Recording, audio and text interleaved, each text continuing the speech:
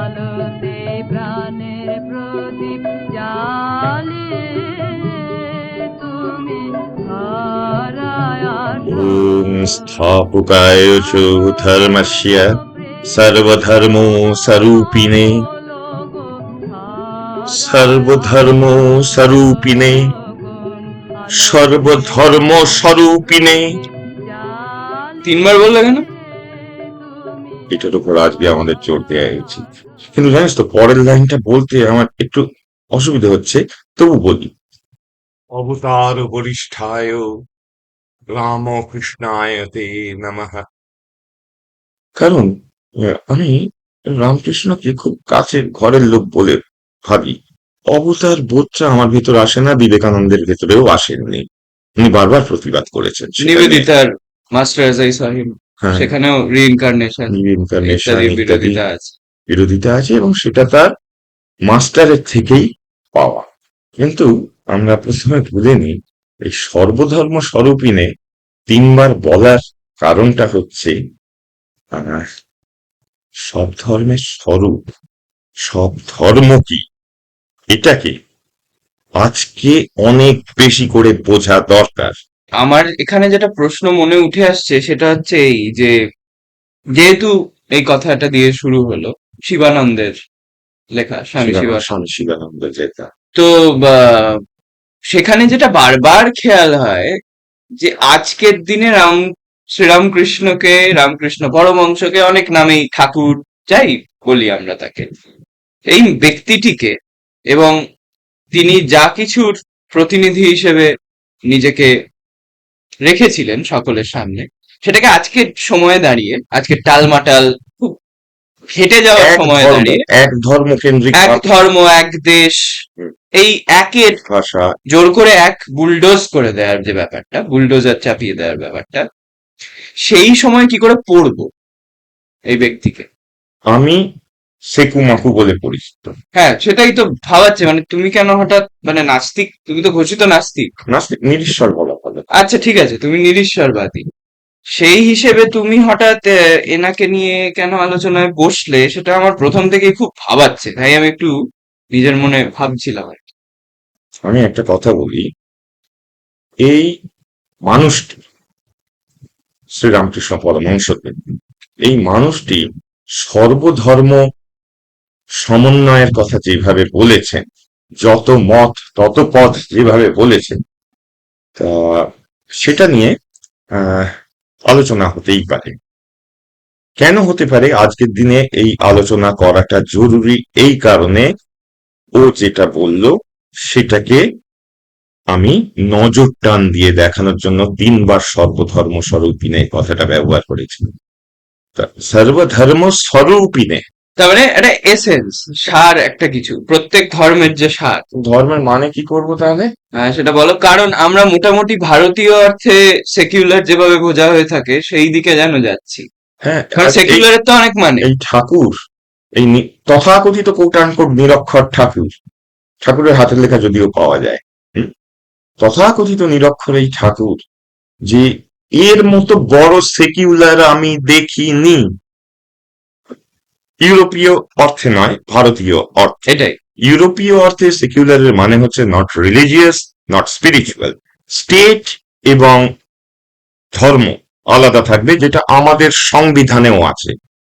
ঠিক কথা তো? নইলে 51A(H) থাকতো না, সাইন্টিফিক টেম্পারের কথা থাকতো না, কোনো ডিসক্রিমিনেশন চলবে না রিলিজিয়ান নিয়ে।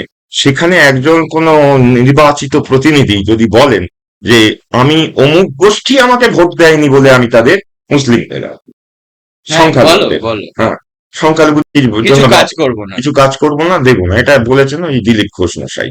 তা এটা অসাংবিধানিক, এক্ষুনি ইমপিচমেন্ট হওয়া দরকার সেটার। তা সেখানে রামকৃষ্ণকে নিয়ে একটু কথা বলা জরুরি।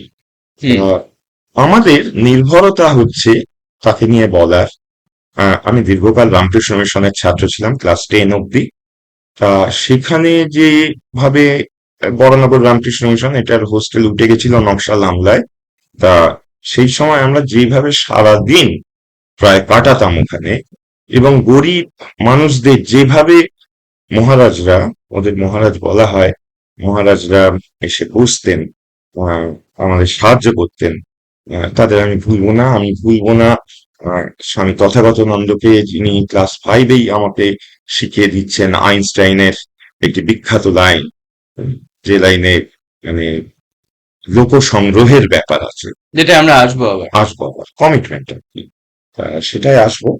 এই যে এই শিক্ষাটা আমি তখনকার রামকৃষ্ণ মিশনে পেয়েছিলাম, আহ গরিব মানুষদের সঙ্গে পড়া একসঙ্গে, কেউ হয়তো কারোর বাবা রাস্তার হকার, তাদের সঙ্গে রয়েছে, সে গ্রুমিং এক। দ্বিতীয়ত হচ্ছে যে আমাদের কতগুলো বইয়ের ওপর নির্ভর করতে হয়েছে এই কথা বলার জন্য। বইগুলোর নাম কি একটু বলে দিবি, নইলে অথেন্টিসিটির নিশ্চয়ই। ব্যাপারে একটু যে কেউ প্রশ্ন করতে পারেন। অবশ্যই, মানে শুরুতেই যেটা উল্লেখ না করলেই নয়, সেটা শ্রীমঠ কথামৃত, অবশ্যই শ্রীরামকৃষ্ণ কথামৃত। আচ্ছা, তারপর হচ্ছে স্বামী শারদানন্দের লীলা প্রসঙ্গ, হ্যাঁ। তারপর রামকৃষ্ণ পুঁথি, যেটা এখন আমার কাছেই রয়েছে, অক্ষয় কুমার সেনের, যাকে শাকচুন্নি। যাকে বিবেকানন্দ মজা করে ভালোবেসে বলতেন শাকচুন্নি, অক্ষয় কুমার সেন। আচ্ছা, তারপর হচ্ছে যে বইটা ভীষণ বিখ্যাত, ভীষণভাবে চর্চিত, সেটা হচ্ছে লাইফ অফ রামকৃষ্ণ, রলার লেখা। ওনার লাইফ অফ বিবেকানন্দ আছে। তারপর যে বইটা, সেটা নিয়ে মানে আজকে যদি সুযোগ হয় আমরা কিছুটা হয়তো বলতেও পারি সেদিকটা নিয়ে, একটা ব্যক্তিগত অভিজ্ঞতার জায়গা থেকে, সেটা হচ্ছে ফেস অফ সাইলেন্স, স্বামী নিখিলানন্দ এবং ধনগোপাল মুখোপাধ্যায়ের। বাঘাযতীনের পরম আত্মীয়, একদমই, ফ্রান্সে থাকেন। একদম সেই বাগানে যতীন্দ্রনাথ মুখোপাধ্যায়। এছাড়াও যে বইটা চলে আসে সেটা হলো স্বামী লোকেশ্বরানন্দের তব কথামৃতম। আর তারপরে যে বইটা, সেটা একটু খাপছাড়া লাগতে পারে আপনাদের এটার উল্লেখ, সেটা হচ্ছে গিরিশ মানুষ, উৎপল দত্তের। সেখানে একটা আলাদা অধ্যায় আছে শ্রীরামকৃষ্ণকে নিয়ে, যেটার নাম গুরু। গুরু একটা পাক্কা মার্কসিস্ট। হ্যাঁ, তিনি কিভাবে গুরুকে ইন্টারপ্রেট করছেন, এমনকি শেক্সপিয়ারের সমাজ চেতন। হুম, আমার অত্যন্ত প্রিয় উৎপল দত্তের একটি নাটক, যেটা একটা প্রোপাগান্ডা অ্যাজিট প্রপ। প্রোপাগান্ডা মানে আইটি সেলের প্রোপাগান্ডা, জনতা লাফিং। তা সেই নাটকটি আমার অত্যন্ত প্রিয়। এখন অত্যন্ত জরুরি সেই নাটককে পুনরঅভিনয় করা। তা যাই হোক, এই যত মত তত পথ। সর্বধর্ম স্বরূপিনে, তাই তো? সেখান থেকে আমরা আসছি তাহলে যত মত তত পথ। এটায় যাওয়ার আগে আমার একটা একটু তোমার প্রশ্ন আছে, সেটা হচ্ছে যুধিষ্ঠির আর বকরূপী ধর্মের হুম। যে সংলাপ মহাভারত, যক্ষ, একদম যক্ষ আর কি বাংলা উচ্চারণে, যক্ষের, ইয়াক্ষা। হ্যাঁ, সে তাদের দুজনের যে সংলাপ, সেইটার কোনো অংশ কি তোমার এই পথ আর মতের ব্যাপারটায় মনে চলে আসে? নিশ্চয়ই। তখন পথ কিভাবে? কি জিজ্ঞেস করেছিলেন? হুম, হুম, যক্ষা। ইয়াক্ষা, বক রূপী তিনি, এবং অনেক ধর্ম বলা হয় তাকে, যিনি কুকুর সেজে মহাপ্রস্থানের পথে যুধিষ্ঠিরের সঙ্গী ছিলেন, তখন বলেছিলেন যে কথাগুলো, তার টুকরো আমি তুলে দিচ্ছি। প্রথম হচ্ছে, নানান মত, নানান মুনি, নানান মত, কিন্তু এটা হচ্ছে স্ফুরস্য ধারা। জ্ঞানের পথ হচ্ছে রেজার্স এজ, হুম, সুরের থাপ। এই রেজার্স এজ বই নিয়ে, নামটা নিয়ে একটু কথা বলে নি। এটা সমারসেট মমের একটি উপন্যাসের নাম, রেজার্স এজ, এবং সেখানে মহর্ষি রমনকে নিয়ে পুরো আলোচনা হয়েছে। তা আর আমি বলি আরো কয়েকটা কথা, তুই তো আমাকে সেকু মাকু, লেফট লিবারাল, লিবারান্ডু, তুই নয়, আরো আন্দোলনজীবী, আন্দোলনজীবী, টুকরে টুকরে গ্যাং এর সদস্য, এইসব বলবি, আর বল, অন্য- আমার কিছু বেশ হুম, হয় না। রামকৃষ্ণ স্বয়ং সেকুলার ছিলেন, এইভাবে বলছি আমি, সর্বধর্ম সমভাবের কথা, হ্যাঁ, ইউরোপীয় অর্থে নয়। আমি রিপিট করলাম এই কারণেই যে আপনাদের এগুলো মাথায় রাখতে হবে। হ্যাঁ, আচ্ছা বলতো, আমাদেরও রাখতে হবে। মহাজন ইয়েনাগত সপন্থ, মহাজন যে পথে করেছেন গমন, সেই পথই হচ্ছে আমাদের পথ। ঠিক। তো যত মত তত পথ, সেখানে পথ নিয়ে তুমি বলছিলে। আচ্ছা, মতের ক্ষেত্রে আমার কতগুলো কথা বলার আছে। সেটা হচ্ছে যে কিছু মত থাকতে পারে। কেউ বলতে পারে, যেমন নেতানিয়াহু, পুরোপুরি একটা নরখাদক, বাচ্চাদের মেরে ফেলতে চান, দখল করতে চান, এটাও তো একটা মত। হ্যাঁ, হিটলারের মত একটা মত, মুসলিনের মত একটা মত। হ্যাঁ, তা সব মতই পথ হিসেবে দেখবো কি?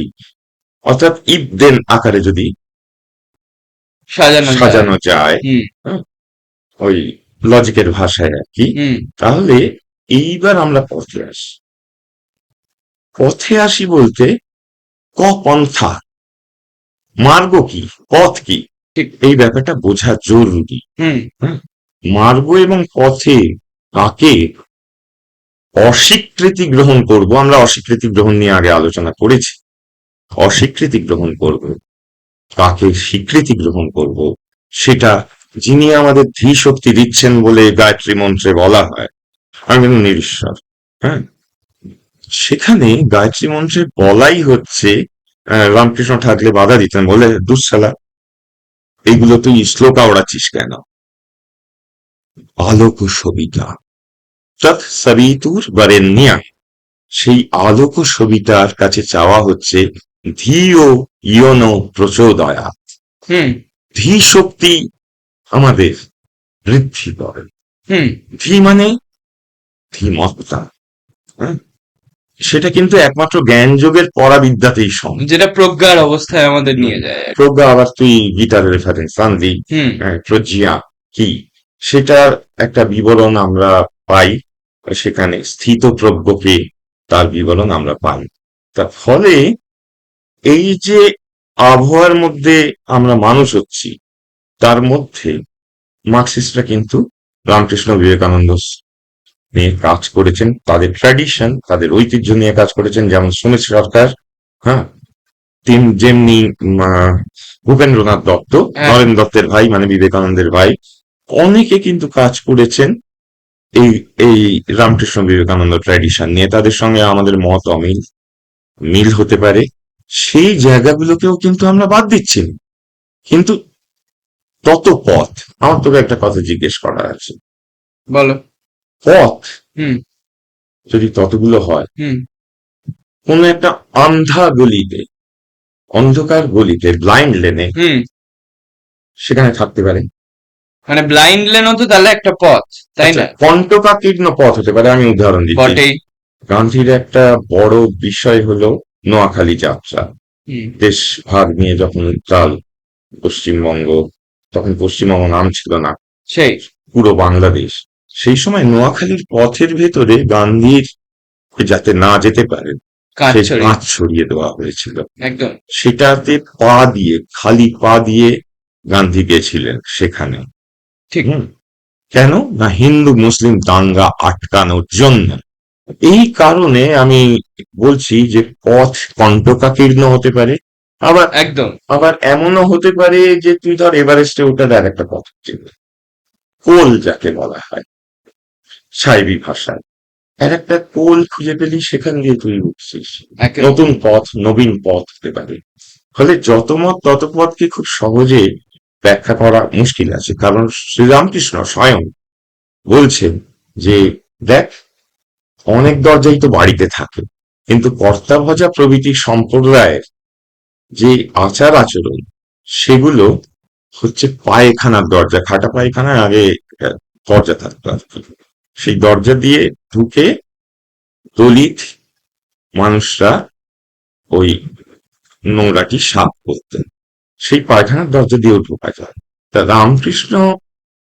শ্রীরামকৃষ্ণ যে মত এবং পথের কথা বলছেন, তা সেটাকে আমরা একটু ধী শক্তি দিয়ে বিচার করার ব্যাপারটা যেন রাখি।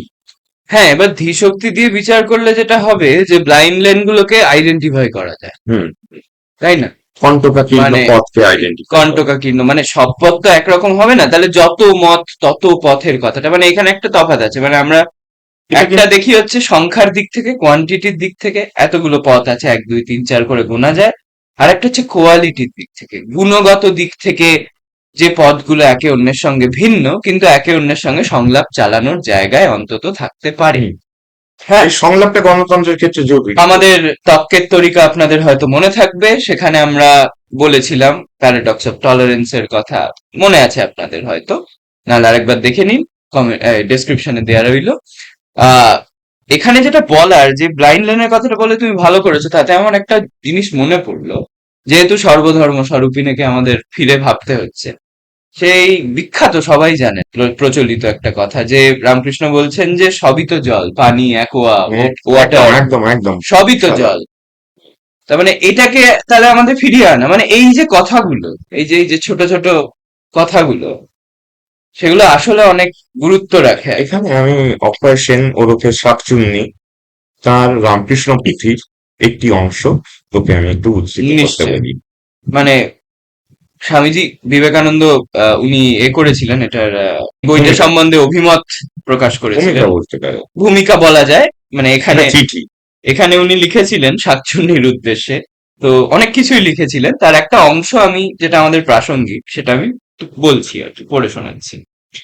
যে শ্রীরামকৃষ্ণ সম্বন্ধে, তিনি যেদিন থেকে জন্মেছেন সেদিন থেকে সত্যযুগ এসেছে, এখন সব ভেদাভেদ উঠে গেল, আচণ্ডাল প্রেম পাবে, মেয়ে পুরুষ ভেদ, ধনী নির্ধনের ভেদ, পণ্ডিত বিদ্বান ভেদ, ব্রাহ্মণ চণ্ডাল ভেদ, সব তিনি দূর করে দিয়ে গেলেন। আর তিনি বিবাদ ভঞ্জন, হিন্দু মুসলমান ভেদ, খ্রিস্টান হিন্দু ইত্যাদি সব চলে গেল। ওই ভেদাভেদ লড়াই ছিল তা অন্য যুগের, এ সত্য যুগে তার প্রেমের বন্যায় সব একাকার। এই অংশটা পড়ার কারণ আলাদা করে আমাদের নিশ্চয়ই বলে দিতে হবে না কাউকে। সত্যি সত্যযুক্ত নয় এটা, কারণ এখানে ধর্মের ভেদাভেদ যেভাবে করা হচ্ছে, যুগের বলা হচ্ছে, নির্ধারণবাদী ভাগ করা যায় না, করা যায়। কিন্তু এটাকে ভাবতে হবে স্ট্র্যাটেজিক্যালি। এটাকে ভাবা খুব জরুরি যে আহ, কিভাবে রামকৃষ্ণ একটা কোনো বক্তব্যকে গ্রহণ করতেন বা অস্বীকৃতি গ্রহণ করতেন, সেটা একটু বুঝে নেওয়া যায়। হ্যাঁ, মানে আসলে অতটা অল্প বয়সে, মানে কম সময় বেঁচে ছিলেন, তার মধ্যে সব কটা ধর্মকে টেস্ট করা, আমি মানে টেস্ট শব্দটাই বিশেষ ইচ্ছে করে ব্যবহার করছি, বাংলায় বল টেস্ট, পরীক্ষা করে যাচাই করে দেখা, স্বাদ নেওয়া প্রত্যেকটার। এবং নরেন দত্তকেও উনি এই কথা বলেছিলেন যে বিচার করে দেয়। রাজ্যকেও তো আছে, নিজে যাচাই না করে কোনো কিছু অন্য একদম বলছে বলে মেনে একদম। নেবে না। রাজযোগের ক্ষেত্রে বারংবার মানে ভূমিকাতেই বলে দিচ্ছে, অন্য বলে দিচ্ছে বলেন তাকে আত্মবাক্য একেবারে মেনে নিজে যাচাই করো, নিজের জীবন দিয়ে, নিজের যাপন দিয়ে করে দেখো। রাজযোগ যদি করতে হয় তাই করো তুমি। ঠিক। এখানে বলা দরকার যে হঠযোগীদের পছন্দ করতেন না এই রামকৃষ্ণ বা বিবেকানন্দ কেই। আবার সেই পথের ভিন্নতায় নানান রকম গ্রেডেশনও, ভাগাভাগিও চলে। বলেছি, আবার বলছি, কন্টেম্প্ট বলে ছবিতে রমালালা তৌলতেই গদার হুম। রামকৃষ্ণের উল্লেখ করেছে, যেটা আমি 2 পয়সা দিয়ে নদী পার হতে পারি, তার জন্য আবার আমাকে হঠযোগ সাধনা করতে হবে নদীর ওপর হাঁটার জন্য। এই অলৌকিকতা বর্জিত রামকৃষ্ণের কথাই। হ্যাঁ, তাহলে না, আমার প্রশ্নটা ওখানেই, যে তাহলে এই যে ধর্ম মার্গ, মার্গ কথাটা তুমি উল্লেখ করলে, এই ধর্ম মার্গগুলোকে দেখা, মানে উনি ইসলাম ধর্ম টেস্ট করে দেখেছেন, খ্রিস্টান ধর্ম করেছেন টেস্ট, রাধাভাবের সাধনায় গেছেন। হ্যাঁ, এবং সেইটাকে মানে কিভাবে দেখবে তাহলে, আচ্ছা, কিভাবে এই বুঝবে? প্রত্যেকটা ধর্মের ভেতরে যাওয়ার ক্ষেত্রে একটি বিশেষ সমস্যা যেটা খুব কন্ট্রোভার্সিয়াল, সেই সমস্যাটা আমি উত্থাপন করছি। খ্রিস্টান এবং ইসলাম ধর্মে গোমাংস নিষিদ্ধ নিষিদ্ধ নয়, একদম নয়, একদমই না। তেমনি আবার ঋগ্বেদ, চরক সংহিতা ইত্যাদির যদি একটা লিস্টই বানাই, তাহলে দেখতে পাবেন যে প্রাচীন মুনি ঋষিগণ গোমাংস ভক্ষণ করতেন। আচ্ছা, এই যে হ্যাঁ, লিস্টটি দেখতেই পাচ্ছেন, আচ্ছা। বল। এই যে এই এতগুলো জায়গা, এটাকে কোট আনকোট সনাতন, যার ইংরেজি অনুবাদ আমি শেক্সপিয়ারের মোস্ট আনকাইন্ডেস্ট পার্ট অফ অল থেকে আমি বলি মোস্ট ওল্ডেস্ট সনাতন, সেখানে যদি মুনি ঋষিরা খেতে পারেন, তারপর কি হলো? অনেকে খেপে যাবেন। অনেকে খেপে যাবেন। আমরা তাদের কাছে আগে থাকতে বিনয়ের সঙ্গে, বৈষ্ণবী বিনয়ের সঙ্গে ক্ষমা চেয়ে নিচ্ছি। আমাদের হতে হবে তরোরপি সহিষ্ণু, না গাছের থেকেও বেশি সহিষ্ণু। ঠিক। কিন্তু সহিষ্ণুটা মেনে নেওয়া মানেই আমার মাথার উপর তুমি চেপে বসবে, তোমার বুট দিয়ে থেতলে দেবে, তোমার বজরংদল দিয়ে আমাকে আক্রমণ করাবে, সেটা নয়। এখানে অহিংসার একটি বিশেষ ভূমিকা ভারতীয় বা দক্ষিণ পূর্ব এশিয়ার সমস্ত জায়গায় চালু আছে। ঠিক। অহিংসার মন্ত্র স্বয়ং তথাগত বুদ্ধ যার সূত্রপাত করেছিলেন এই অহিংসার, এবং ঋগ্বেদের শেষাংশগুলো দশম মণ্ডল, সেই দশম মণ্ডলের ভেতরটায় যদি আমরা ঢুকি, হ্যাঁ, একেশ্বরতা এবং পরিপ্রশ্নে ভর্তি, তেমনি পরিপ্রশ্নে ভর্তি আমাদের শ্রীরামকৃষ্ণ। একদম। একটা উদাহরণ আপনাদের দিই এই গোমাংসের ব্যাপারে। হ্যাঁ, বলো। আচ্ছা, এটা এত সমস্যাজনক, রামকৃষ্ণের এখানে আমাকে একটু আপ্তের ওপর শব্দের উপর নির্ভর করতে হচ্ছে। রামকৃষ্ণের প্রবল নাকি ইচ্ছা জেগেছিল মুসলমান পোশাক করে তিনি সাধনা, যখন ইসলামী সাধনা করছেন। চালাচ্ছেন, সেই সময় তার গোমাংস খাওয়ার ইচ্ছা জেগেছিল। মথুর বাবু বাধা দেন যে দক্ষিণেশ্বরে এটা কেলেঙ্কারি হয়ে যাবে এসব করলে। হ্যাঁ, কোন কোন সূত্রে পাচ্ছি, সূত্রগুলো নির্ভরযোগ্য কিনা আমি জানি না, আমি জিভে দিয়ে চেকেছিলাম। হ্যাঁ, দাঁতে ঠেকিয়েছিলেন, জিভে এরকম অনেক অনেক হ্যাঁ, অনেক কথিত কথা, জিনিসপত্র anecdote আছে। আছে। হ্যাঁ, হ্যাঁ। তা তবু যেটা আমার কাছে ইম্পর্টেন্ট, গোমাংস শুধু নয়, ইসলাম এবং খ্রিস্টান ধর্মে কেন উনি যাচ্ছেন, এবং সেই সব দিক দেখা যাচ্ছে তান্ত্রিক সাধনা ভৈরবীর কাছে শিখছেন। হুম। হ্যাঁ, যে তন্ত্রের কথা ওই তথাকথিত সনাতন ধর্মের প্রাপ্ত বর্জিত, একেবারে হুম, সেই তান্ত্রিক, ব্রাহ্মণ্যতন্ত্রের হ্যাঁ, মানে যেটা গোপালয় বলি আমরা আর কি। হ্যাঁ, হিন্দুস্তানের যারা প্রবক্তা, মানে উত্তরপ্রদেশ, ভারতবর্ষের হুম, উত্তর হুম, দিকটা, হুম, হ্যাঁ, সেখানে যেটা চলে সেটা আমাদের এখানে যেভাবে চাপিয়ে দেওয়ার চেষ্টা হচ্ছে খাদ্যাভ্যাস, পোশাক ইত্যাদির ক্ষেত্রে, এই আমরা যারা প্রাচ্য দেশীয় পূর্ব দিকে থাকি আর কি, গোবলয়ের, তাদের উপর যেভাবে চাপিয়ে দেওয়া হচ্ছে সেটা তো এখানে আটকে গেল, থমকে গেল। একদমই। এবং সহিষ্ণুতার ব্যাপারটা কিরকম দেখুন, গোমাংস ভক্ষণ এর থেকেও আমার কাছে ইম্পর্ট্যান্ট হচ্ছে এটা, যে উনি কতগুলো সাধনাকে একই সঙ্গে এত কম বয়সে এত তাড়াতাড়ি, ও যেটা বললো, রপ্ত করে নিয়েছিলেন। হুম। মানে আমি এর একটা কথাও এখানে একটু উল্লেখ করাটা ভুল হবে না। কম্পারেটিভ রিলিজিয়ন নিয়ে আলোচনা হচ্ছে, চতুর্দশ পরিচ্ছেদ কথামৃত, শ্রীরামকৃষ্ণ কথামৃত, শ্যামপুকুর বাটিতে নরেন্দ্র, ডাক্তার সরকার, এনারা সব জড়ো হয়েছেন, শ্রীরামকৃষ্ণ রয়েছেন। তখন এই বলা হচ্ছে যে এই যে ইনি পরমংশদেব যা বলেন তা তো অন্তরে লাগে কেন, অন্তরে লাগে কেন। এর সব ধর্ম দেখা আছে, হিন্দু, মুসলমান, খ্রিস্টান, শাক্ত, বৈষ্ণব, এসব ইনি নিজে করে দেখেছেন। মধুকর নানা ফুলে বসে মধু সঞ্চয় করলে তবেই চাকটি বেশ হয়। এটা আমি বলার লোভ সামলাতে পারলাম না, তোমায় থামি। এখানে আহ, অদ্বৈত বেদান্তের সাধনার সময় কয়েকটা মুহূর্ত আপনাদের একটু জানাই। তুমি এরা তোতাপুরে তোতাপুরীর যে রাপচারটা সেটা বলো। রাত্রের এত ইংরেজি বলিস কেন রে? আচ্ছা ঠিক আছে। রাপচারের বাংলা আমি খুঁজে পাইনি, বহু ভেবে। ধাক্কা মারি গিরি চড়ি গেলাম। বেশ, ধাক্কা, ছেদ, ছেদ, ছেদ বলা যায়, মানে তোকে ছেড়ে দিলাম, কেটে দিলাম। আচ্ছা, ওটা তো হুম। দৃশ্যমান। আচ্ছা, এই যে এইটা করলাম, এটাকে কি বলা যায় জানিস? বৈষ্ণবে, কি? বৈষ্ণবী ধর্মের প্রেম ও প্রভাব। নিত্যানন্দকে চৈতন্যদেব প্রেম ও প্রভাব, এবং চৈতন্যদেবের কথা যখন আমরা পরে কখনো বলবো, এই খুবই জড়িয়ে আছে এই শ্রীরামকৃষ্ণের আলোচনার সঙ্গে চৈতন্য। স্বামীজি যে বলছেন না, এই যে সব ধর্মকে নিয়ে এসেছেন আচণ্ডাল, আহ চৈতন্য আচণ্ডালে কোল দিলা চৈতন্য মহাশয়। জবন হরিদাস হুম, কে কোলে নিয়ে। বুঝছি।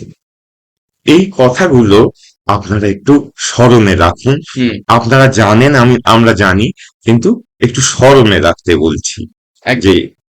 একের থেকে বহুতে, একহম বহুশ্যাম, আমি এক কিন্তু বহু হতে পারি। সেই বহুতে যাওয়ার যে স্পৃহা, এসনা, ইচ্ছা, ইচ্ছে। হ্যাঁ, তা সেইটাই আমাদের কাছে বড় আলোচনা। হ্যাঁ, কিন্তু তো তোতাপুরি রাপচারটা তুমি বলছিলে বৈদান্তিক সাধনার দিকটায় যাওয়া হ্যাঁ, ব্যাপার। এবারে তোতাপুরি আমরা ধনগোপাল মুখোপাধ্যায়ের বইতে পাচ্ছি, অনেক জায়গাতেই পাচ্ছি, কিন্তু ধনগোপালের ওই ফেস অফ সাইলেন্স রামকৃষ্ণ, সেটা নিয়ে আমার দুটো কথা বলার আছে। কিরকম? প্রথম কথা হচ্ছে, সেখানে তোতাপুরি বলছেন তুম তালি বাজাতে হয় কি, হুম, তালি বাজিয়ে বাজিয়ে মা কালীর এ করতেন। আমি মন্ত্রতন্ত্র কিছুই জানি না মা, হুম, হুম, তা তালি বাজিয়ে কালী বন্দনা করছেন। কালীর বন্দনা করছে। তা সেই কালী বন্দনার সময় তোতাপুরি এমন কথা তোতাপুরি বলছেন, তার মানে ওই রিচুয়াল, আচার অনুষ্ঠানের উপর অগ্নিহোত্রাদি নির্ভরতা, অগ্নিহোত্র বাহ্যিক আচার অনুষ্ঠানের জন্য। বাচ্চাম্বর ছাড়াও কিন্তু মনে রাখতে হবে মন্ত্রতন্ত্র দিয়ে কালীকে পুজো করতে না হয়। একদম, এইটা খুব জরুরি, মানে রিচুয়ালিজম বর্জিত একটা জায়গা অনেকটাই ফুটে ওঠার চেষ্টা ঘটছিল। রিচুয়ালিজম, আচার অনুষ্ঠানের প্রতি বাড়াবাড়ি রকমের নির্ভরতা, বাচ্চারম্ভ, যেটা যেটা রামপ্রসাদ নিয়ম মেনে করতে হয় একদম। রামপ্রসাদও এর বিরোধিতা করেছেন, এই বাচ্চারম্বরের। তা এগুলো কিন্তু আমাদের ঐতিহ্য, আমাদের শেকড়, আমাদের এবার দানাটা হোক। তোতাপুরি বলছেন যে ব্রহ্ম, নির্গুণ ব্রহ্ম, যাকে অনির্বচনীয়, ইয়থা বাচ নিবর্তন্তে অপ্রাপ্য মনসা সব, যেখান থেকে বা এই যে ছুড়লেন বল, বলটা ফিডব্যাক কি হলো, আপনার কাছে ফিরে এলো দেয়াল থেকে। বাচ নিবর্তন্তে অপ্রাপ্য মনসা সহ, হুম, যাকে বাঘ দিয়ে বর্ণনা করা যায় না, বাঘ দিয়ে আমি যাকে ধরতে চাই, সেটা আমার দিকে উল্টে ফিরে আসে। মুখে বলা যায়। হ্যাঁ, মুখে বলা যায় না। রামকৃষ্ণের কথায়, আমি ক্লাসে যখন বেদান্ত পড়াই তখন আমি বলি, রামকৃষ্ণের কথা দিয়ে বলি যে যাকে এঁটো করা যায় না, এক লাইনে পুরোটা। এক লাইনে পুরোটা ধরে গেল।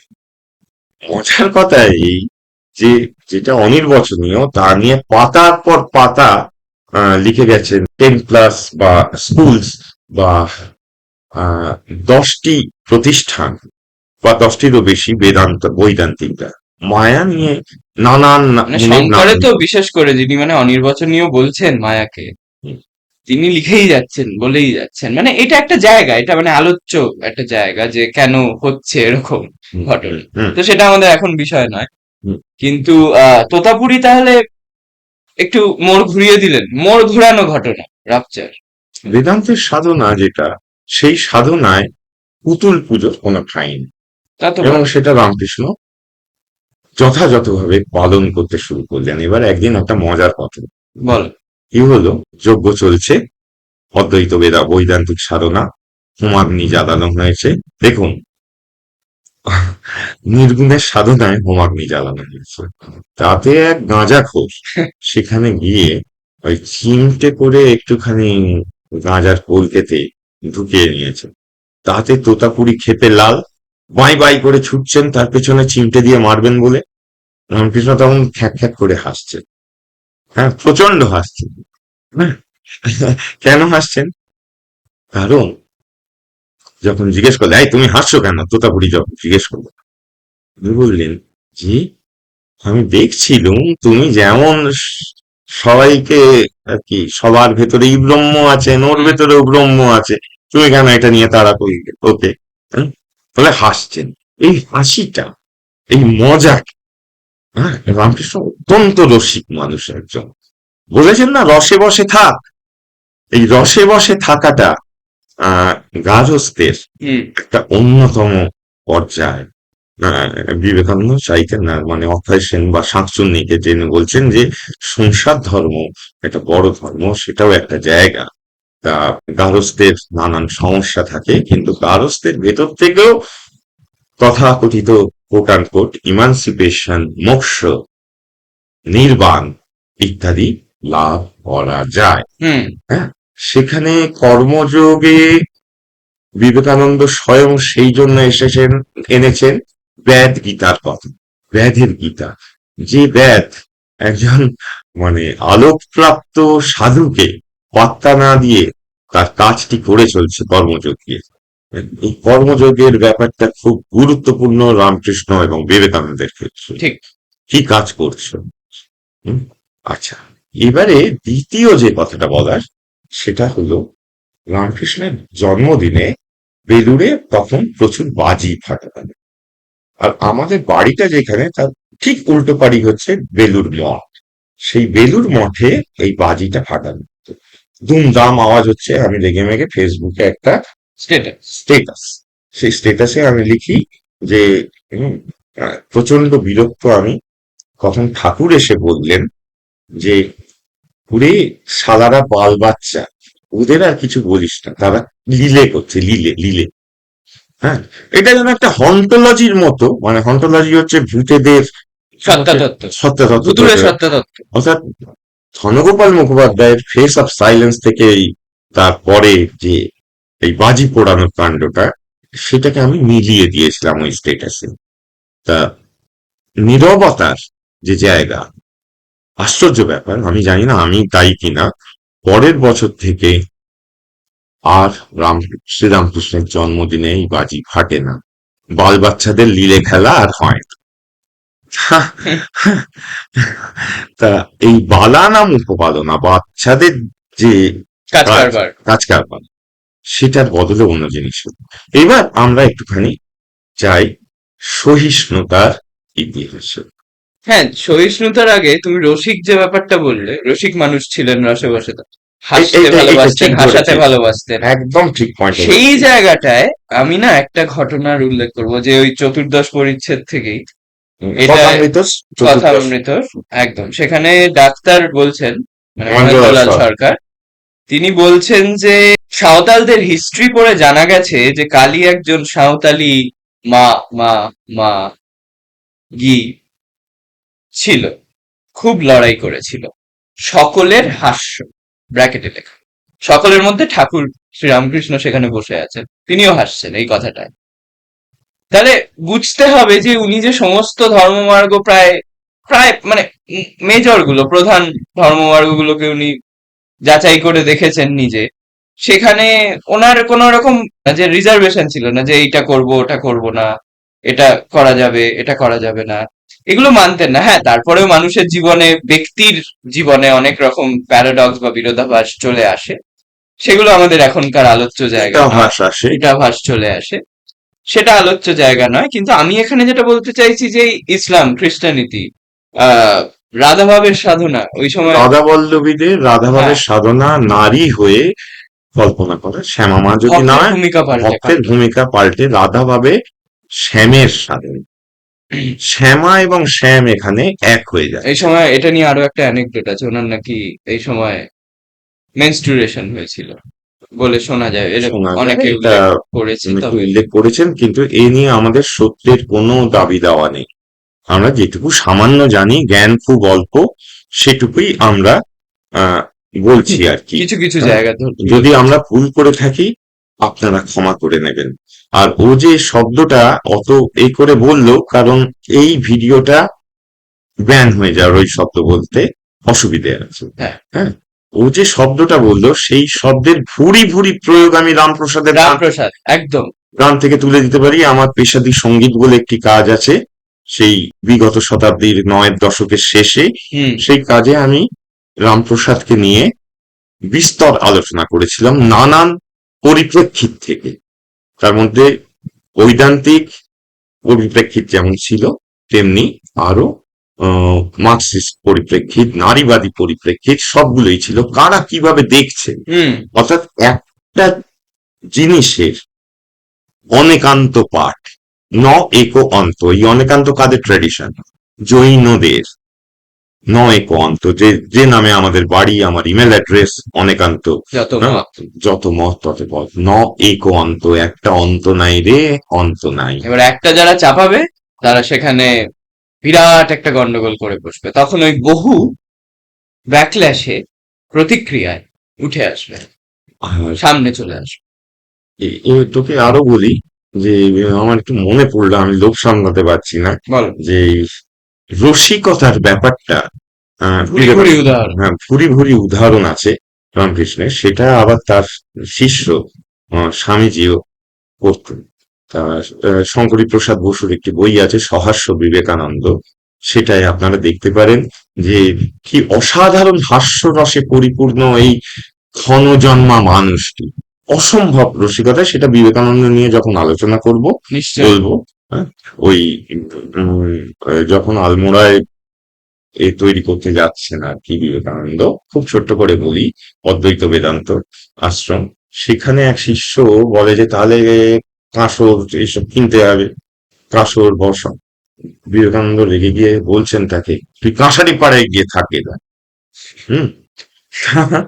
তা এই যে বাহ্যাড়ম্বর বর্জিত পুতুল পুজো নির্ভর যে সাধন, হুম। সেই সাধনার রকম ফের বহু আছে। হ্যাঁ, আল্লাহর সাধনায় আছে, ঈশার সাধনায় আছে। হ্যাঁ, মানে ওই স্বরূপিনের জায়গাটা তাহলে এটাই যে অন্তরের প্রেম দিয়ে এবং বিশ্ব প্রেমের জায়গা, সেটা রবীন্দ্রনাথে আমরা বিশ্ব মৈত্রীর যে বোধ পাই। রঘুনাথ তুই কেন বলছিস, কবিরে আছে। সবার হ্যাঁ, এদের। হ্যাঁ। ভাই আখর প্রেম কা তোর নাম দিয়ে, হ্যাঁ, যো পড়ে সো পণ্ডিত হয়। হ্যাঁ, হ্যাঁ, এমনকি এই স্বরূপের কথা রাজা রামমোহন রায় বলছেন। কিন্তু বুঝলি এখন না আমরা আতঙ্কে আছি, জানো, প্রেম কই খুঁজে পাচ্ছি না, শব্দটা ডিকশনারিতে নেই, হারিয়ে গেছে। তাহলে আমাদের বট গাছের মতো হতে হবে,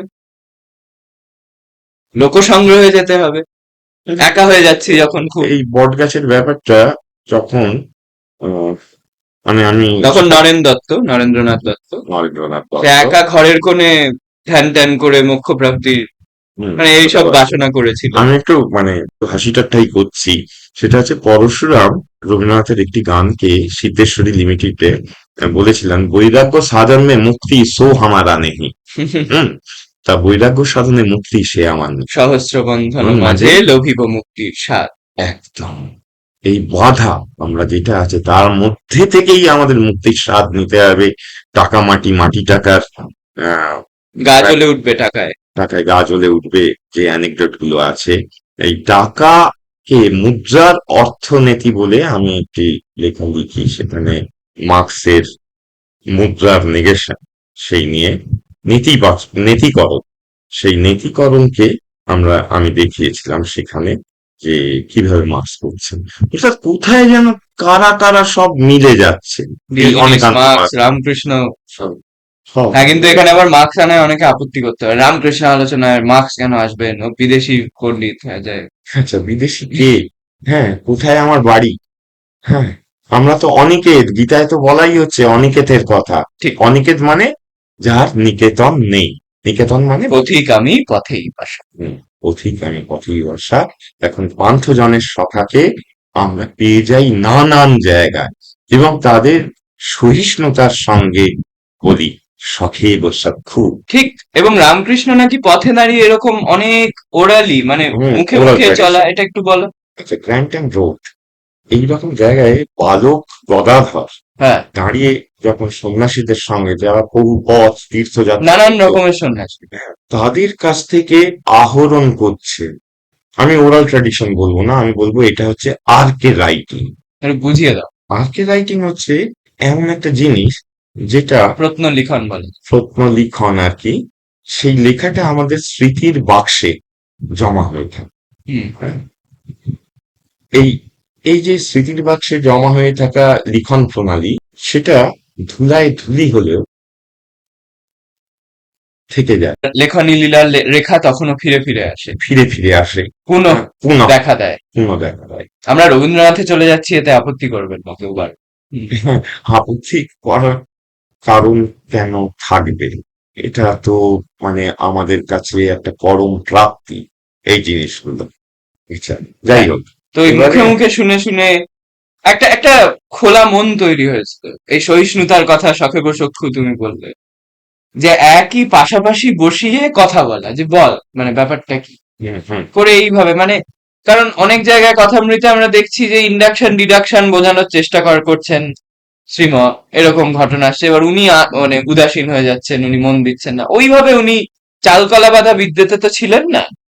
আমরা পরম পুরুষ শ্রী রামকৃষ্ণ যে বইটা তো যদি দেখি, সেখানে শুরু হচ্ছে এটা দিয়ে, উনি প্রাতিষ্ঠানিকতার যে পড়াশোনা লেখাপড়া সেটার থেকে বেরিয়ে আসতে, ঘর বাঁধা বিদ্যে তাতে উনি নেই, চাল কলা বানাবি, চালকলা বাঁধা। আমরা যারা বিদ্যে ব্যবসায়ী। মানে এখন যারা ডিগ্রি নকরি এই ইকুয়েশন এইটা মানছি, মানে অনেক কারণ আছে তার পিছনে, অনেক কাঠামোগত কারণ আছে, 100 বার আমি সেটা স্বীকার করি সবসময়। কিন্তু এই ডিগ্রি থেকে নকরি পাওয়ার যে বাসনা, প্রবল ইচ্ছা, সেইটা হ্যাঁ, এত সাহেবদের নাম করো কেন গো?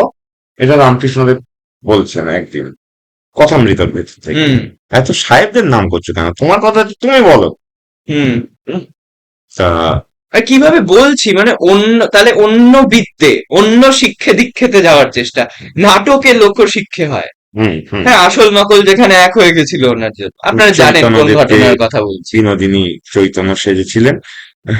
তা সেখানে এই যে চৈতন্যকে মানে উনি গুলিয়ে ফেলছেন আসল আর নকল কোথায়, হ্যাঁ। কোনটা অরিজিনালের কপি বা কপিস কপি, তথাকথিত অরিজিনাল উৎস হুম। যারা খুঁজেন, এটা আদিবিদ্যক ব্যাপার।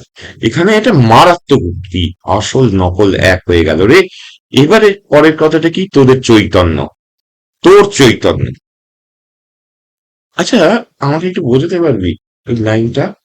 হ্যাঁ, রামকৃষ্ণদের গানে আমরা পাই চেতনা চৈতন্য কথাটা।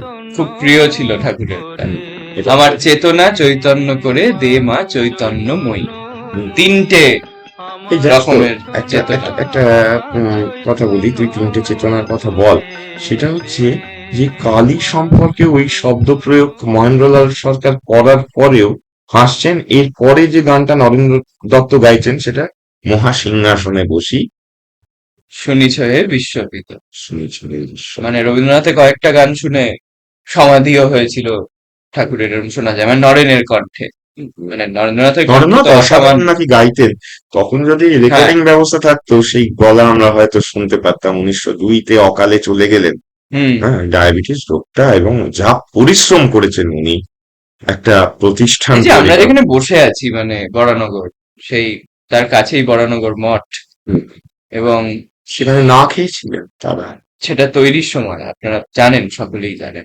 তো যাই হোক, আমরা যেটা থেকে একটু হলাম, সরেই এলাম, মানে কথায় কথায় আড্ডায়। হয় হয় রে। জানার শেখর আপনার এতদিনে নিশ্চয়ই বুঝে গেছেন আমরা কোনো আগে থাকতে ঠিক করে নেওয়া কাঠামো মেনে চলি না, সবসময় নানান কথা চলে আসে। সেটা হচ্ছে বট গাছ, শেকড়, আমাদের ডানার হুম, খোঁজে শেকড়ের সন্ধানে যেহেতু। তো বট গাছের ব্যাপারটা কি হলো, তাহলে একা ধ্যান না করে উনিও, মানে নরেন দত্তকে লাথি মেরেছিলেন নাকি? হ্যাঁ, লাথি মেরেছিলেন বলে, দুঃশালা, তুই কিনা জগতের বহুজনের আশ্রয় হবি, তুই একটা বিরাট বট গাছ হবি, তার তলায় সবাই আশ্রয় পাবে, তার পাতায় পাতায় গাছে গাছে পাখিরা আশ্রয় পাবে, ছায়া বাসা পাবে। পাবে, ছায়া পাবে, আর তুই কিনা বলছিস দরজা বন্ধ করে বৈরাগ্য সাধন। তোর লোক সাহস তো। সংগ্রহ।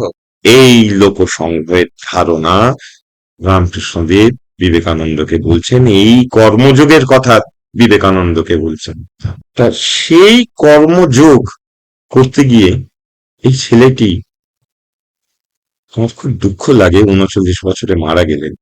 আর আমাদের সময় আমি 81 সালের রামকৃষ্ণ মিশনের ব্যাচ আর কি। তা আজকের রামকৃষ্ণ মিশনকে আমি মেলাতে পারি না। আজকে যখন একটি বিশেষ দলের, শাসক দলের কেউ গিয়ে ওখানে মন্দিরে গিয়ে দাঁড়ান, তখন তাদের কাছে আমার একটাই অনুরোধ, মন্দিরের স্থাপত্যটা বিশ্লেষণ করুন তো। একটু বলো, হ্যাঁ, আমি ছবিটা দিয়ে দিচ্ছি দেখুন।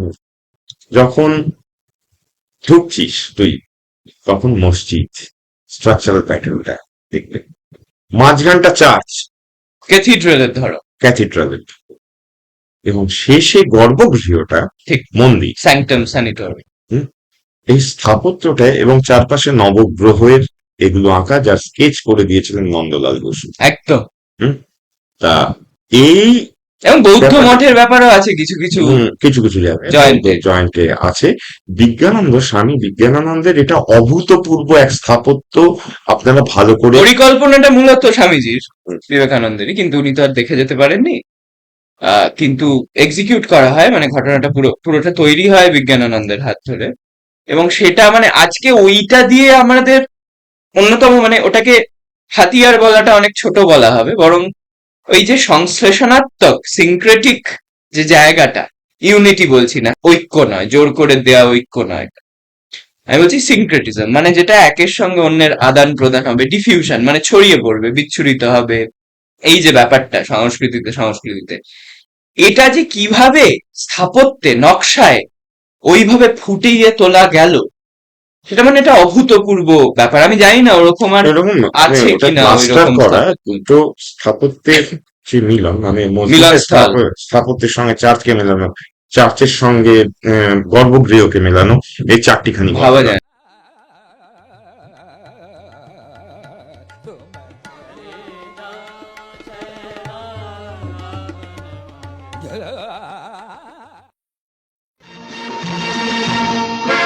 अनहोनी को होनी कर दे, होनी को अनहोनी, अनहोनी को होनी कर दे, होनी को अनहोनी। एक जगह जब जमा हो तीनों, आमर अकबर धनी, आमर अकबर धनी, आमर अकबर धनी, आमर अकबर धनी, आमर अकबर धनी, आमर अकबर धनी। যে শাসক দল হিন্দুত্ববাদী, আমি হিন্দুত্ববাদী বলছি এই কারণে, হিন্দু আর হিন্দুত্ববাদীর তফাৎ আছে। হ্যাঁ, এই শঙ্করাচার্যরাও বলছে এগুলো আজকাল, কালকেও বলেছেন, আগেও তো আগে বহুবার বলেছেন। বারবার বলেছেন, তারা এই সমর্থনটা করছেন না। হ্যাঁ, শঙ্করাচার্যরা। তো তাই এখানে একটা শাসক ঝামেলা দলের- লেগেই গেছে। তো হ্যাঁ, দল কর্পোরেট হিন্দুত্ব, তারা যখন এই সংঘ মানেই সাংঘাতিক করে তোলা হচ্ছে রামকৃষ্ণ শিবরাম, মিশনকে, শিবরাম। এবং সেখানেই সমস্যাটা হয়ে যাচ্ছে। এই যে রামকৃষ্ণ বিবেকানন্দ ট্রেডিশনের কিছু অংশ আমরা তুলে ধরছিলাম এতক্ষণ, সেগুলো বিস্তৃত হচ্ছে। এবং আজকের রামকৃষ্ণ মিশন যেভাবে ফান্ডেড হচ্ছে, সেটা একটা বিষয় টের পাওয়া যায়। একটি সংস্থায় ওরা গচ্ছিত রেখেছিলেন ওদের বেশ কিছু টাকা। সেই সংস্থাটি ইনসলভেন্সিতে বন্ধ হয়ে যায়, প্রচুর মানুষের বন্ধ করিয়ে দেওয়া হয়। বন্ধ করিয়ে দেওয়া হয় rather, ঠিক।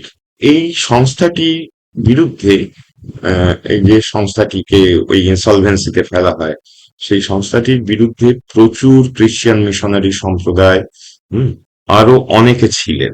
তাদের যে ইনভলভমেন্ট, যে মামলা মোকদ্দমা চলেছে যা নিয়ে, তাতে কিন্তু রামকৃষ্ণ মিশন ছিলেন না।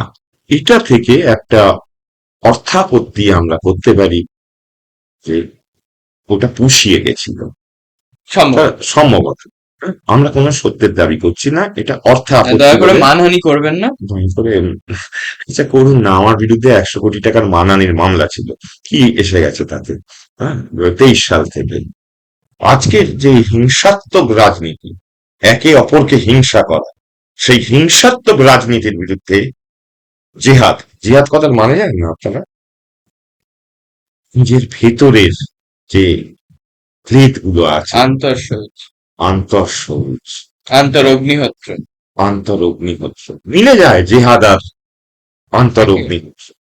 আমাদের ভেতরে যে 6টা রিপু আছে, সেই রিপুগুলোর বলিদান খুব জরুরি। রিপুদল বাহারিনী। ও আচ্ছা, যাই হোক, হ্যাঁ। ত্রিপুদল বারিনি, এই গানটা সবাইকে গাইতে বলা হয়েছিল।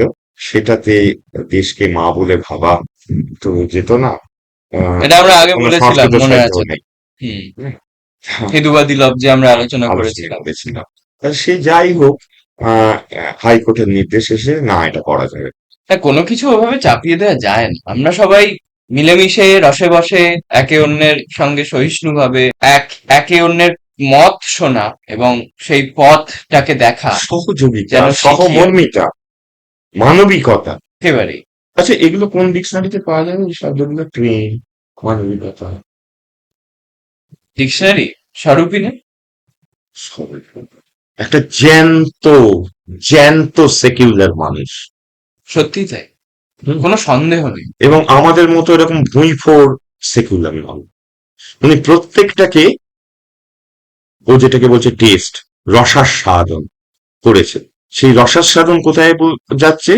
ব্রহ্মস্বাদ সহোদর, সেটা ব্রহ্মের স্বাদের সঙ্গে সহ উদর, হুম, মিলে যায়। কিন্তু তাহলে ওনাকে রিভাইভালিস্ট বলা হলো, একটা দল, একদল ঐতিহাসিক রিভাইভালিস্ট। আসলে যেটা হয়েছে, বাংলার নবজাগরণ নিয়ে যে কথাবার্তাগুলো হয়েছে, একেশ্বরবাদের সূচনা যেভাবে রামমোহন রায় করেন, সেই একেশ্বরবাদের ভেতরে আহ ব্রহ্মতত্ত্ব একটা বড় জায়গা ছিল, একেবারে এবং সেখানে ঈশ্বর তত্ত্বকে রামমোহন মানে পুতুল পুজোকে বিশেষ করে একেবারে ছেড়ে কাপড় পরিয়ে দিয়েছে।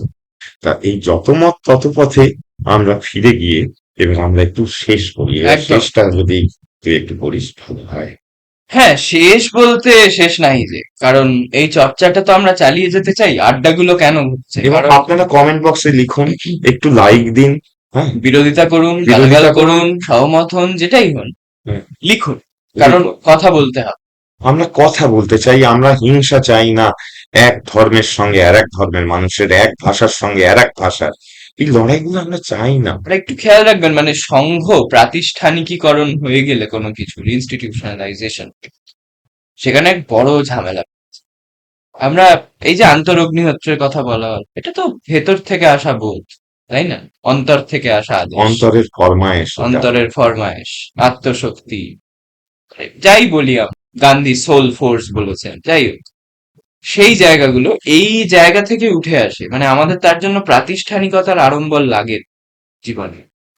এবং কবিরও এটা বলেছেন, দাদু, নানক, রজ্জব, মানে যাদের নিয়ে আমরা আরো হ্যাঁ, এই আলোচনা কারণেই করব। আমরা বলছি যে এটা রিভাইভালিজম নয়, এখানে শিশুবন সরকাররা গন্ডগোল পাকিয়েছে। ঠিক তাই। হ্যাঁ, নবজাগরণের কতিপয় মানুষের যে অসাধারণ অসাধারণ মুখে আসছে না, অনির্বচনীয় সে অবদান, সেই অবদানের সঙ্গে আমরা শ্রীরামকৃষ্ণকেও জুড়ে নিতে চাই। 100 বার জুড়ে যানই। হ্যাঁ, রণজিৎ গুহ রামমোহনকে নিয়ে যে বই লিখছেন তার নাম দয়া।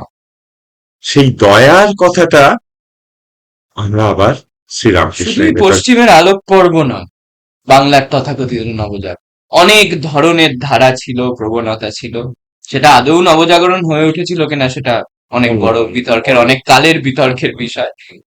কিন্তু সেই ট্রেডিশন, সেই ধারায় শ্রীরামকৃষ্ণকেও অন্তর্ভুক্ত করতেই পারবো, এবং আজকের দিনে ফের পড়ে নিতে পারবো এই সর্বধর্ম স্বরূপিণী, এই যত মত তত পথ, এই একই, সবই তো জল, পানি, Water, ওয়াটার, water. যাই বলি না কেন, চিহ্ন দিচ্ছি, চিহ্ন। চিহ্নগুলো আলাদা আলাদা হয়ে যায়, কিন্তু যেটাতে আমরা পৌঁছতে চাই, সেই গন্তব্য বলবেন কিনা জানি না, সেই লক্ষ্যটা, সেই জায়গাটা কিন্তু মোটামুটি একই থেকে তার নানান প্রকাশ ঘটে।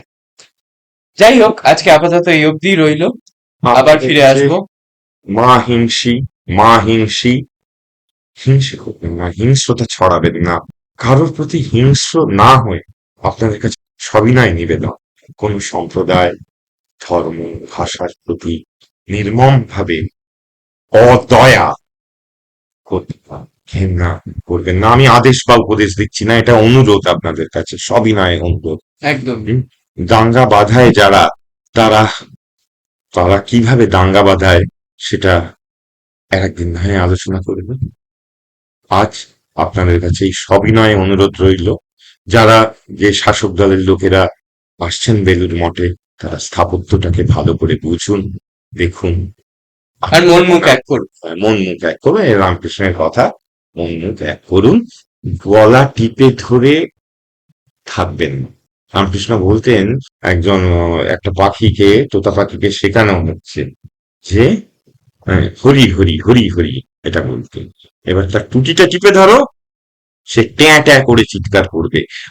আমরা এখন ট্যাঁ ট্যাঁ করেই চিৎকার করছি, সেই আর্তনাদের ভাষা। আর্তনাদের ভাষা। নমস্কার, ধন্যবাদ। এবং এই এগুলো বলতেই হয়, এটাও এক ধরনের আনুষ্ঠানিকতা। লাইক করবেন, কমেন্টে আপনাদের মত জানাবেন, এবং এই চ্যানেলটাকে ইচ্ছে হলে, জোর করব না, কোনো নির্দেশ আদেশ দেওয়ার আমাদের অধিকার নেই, ইচ্ছে হলে সাবস্ক্রাইব করবেন। অনেক ধন্যবাদ। সাধক গো প্রেমিক গো পাগল গো হারায় আস গুণ আলোতে